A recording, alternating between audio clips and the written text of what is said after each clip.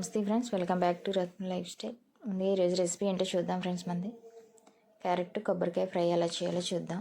దానికి కావాల్సిన పదార్థాలు ఏంటో చూద్దాం.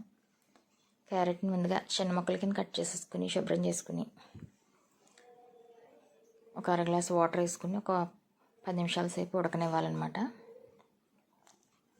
ఒక 10 నిమిషాలు ఉడికిన తర్వాత దించేసి పక్కన పెట్టుకుని స్టవ్ మీద వేరే బాణీ పెట్టుకుని 3 స్పూన్లు ఆయిల్ వేసుకుని ఆయిల్ కాగిన తర్వాత 4 వెల్లుల్లి రెప్పలు, అర టీ స్పూన్ మినపప్పు, అర టీ స్పూన్ శనగపప్పు, అర టీ స్పూన్ ఆవాలు, అర టీ స్పూన్ జీలకర్ర, 4 ఎండుమిర్చి, 2 రెబ్బలు కరివేపాకు వేసుకుని దోరగా వేగిన తర్వాత మనం ముందుగా ఉడకబెట్టి పక్కన పెట్టుకున్న క్యారెట్ని నీళ్ళన్నీ వాడిదేవేసి దాంట్లో వేసేసుకోవాలి. వేసేసుకుని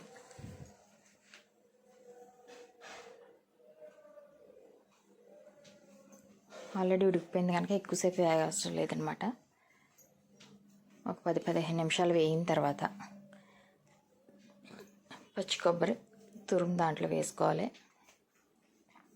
ఒక అరచక్క కొబ్బరి మిక్సీలో వేసుకుని వేగిపోయిన తర్వాత క్యారెట్ దాంట్లో వేసుకుని ఒక 10 నిమిషాలు వేగిన తర్వాత సాల్ట్ కూడా వేసుకున్నాం కదా, టేస్ట్ తగ్గ సాల్ట్, ఒక అర టీ స్పూన్ పసుపు కూడా వేసాం.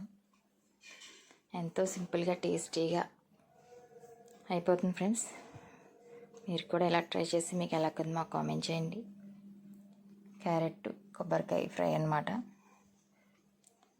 రైస్లోకి చాలా బాగుంటుంది, మనకి పప్పులోకి కానీ సాంబార్ చేసుకున్నప్పుడు కానీ మంచుకొని బాగుంటుంది. ఇలాగా మన ఛానల్లో దగ్గర 20 రోజుల పైన అయిపోయింది అన్నట్టు వీడియోస్ పెట్టి. మాకు ల్యాప్టాప్ కొంచెం పాడవడం వల్ల పెట్టడం కుదరలేదు ఫ్రెండ్స్.